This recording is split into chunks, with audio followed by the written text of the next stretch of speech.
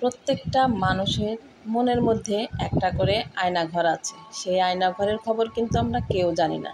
আসসালামু আলাইকুম, কেমন আছেন সবাই? আশা করি সবাই ভালো আছেন। আমরা তো আলহামদুলিল্লাহ ভালো আছি। জিনাত শপথ ব্লগ থেকে নতুন আরেকটি ব্লগে আপনাদের সবাইকে স্বাগতম জানাচ্ছি। আমাদের প্রত্যেকেরই মনের মধ্যে একটা করে আয়নাঘর আছে। এই আয়নাঘরটা কিন্তু আমরা 24-এ আবিষ্কার করেছি। এর আগে আমরা কখনো জানতামই না আয়নাঘর বলে কোনো শব্দ আছে বা কোনো একটা জায়গা আছে। আর সেই মনের খবর প্রত্যেকটা মানুষের মধ্যেই আছে। সেটা হতে পারে দুঃখ, সুখ, হাসি, কান্না। আমরা কেউই সেই মনের খবরগুলো কখনো কারো কাছে জানতে চাইনি।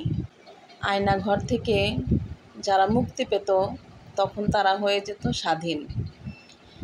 যখন তারা পরিবারের কাছে চলে যেত, হয়তো কেউ কেউ পরিবারকে ফিরে পেয়েছে, আবার কেউ কেউ তাদের প্রিয়তমা স্ত্রী তাদেরকে ছেড়ে চলে গিয়েছে। মানুষ কখনো একা একা বসবাস করতে পারে না। আয়নাঘরটা এমনই একটা জায়গা যেখানে গেলে দুঃখ ছাড়া সুখ খুঁজে পাওয়া যায় না। সেখানে শুধু দুঃখ, আর সেই দুঃখগুলোকে ভাগ করে নেওয়ার মানুষ শেষবেলায় কাউকে পাওয়া যায় না। এই আয়নাঘর আমাদেরকে অনেক কিছু শিখিয়েছে। এখনও অনেক জায়গায় এরকম আয়নাঘর অবশিষ্ট আছে। আমাদের প্রত্যেকেরই মনের মধ্যে একটা করে আয়নাঘর বসবাস করে। সেই আয়নাঘরের খবর কিন্তু কেউই নিতে পারে না, কেউ জানেই না। সবার মনের মধ্যে একটা করে আয়নাঘর আছে। আয়নাঘরের কথা মনে হলে গাটা একদম শিউরে ওঠে। কতজন তার বাবাকে হারিয়েছে শিশুকালে, অথচ সে যখন যৌবনে পা দিয়েছে তখন তার বাবাকে ফিরে পেয়েছে। তার শৈশব, তার কৈশোরে তার বাবাকে অনেক প্রয়োজন ছিল, কিন্তু আয়নাঘরের থেকে সে কখনো মুক্তিই পায়নি। সে যখন মুক্তি পেয়েছে তখন তার সেই শিশুটি যৌবনে পা দিয়েছে।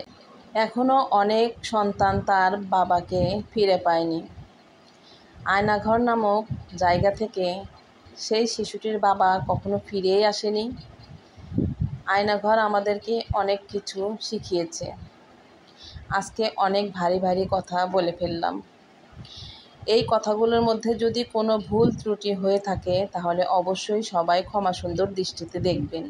কথা বলতে বলতে ভুলেই গিয়েছিলাম আজকে সকাল থেকে দুপুর পর্যন্ত যে ডেইলি কাজগুলো করি সেগুলো আজকে ভিডিও করেছি। সকালে উঠেই তো জান্নাতির জন্য ডিম পোস্ট করেছি, তারপর পাউরুটি ভেজে দিয়েছি, তারপর আলু ভর্তা আর ডিম দিয়ে গরম ভাত দিয়ে সকালের নাস্তা। তো যাই হোক, ডিম ভাজি আর আলু ভর্তা খেতে বেশ ভালোই হয়েছিল।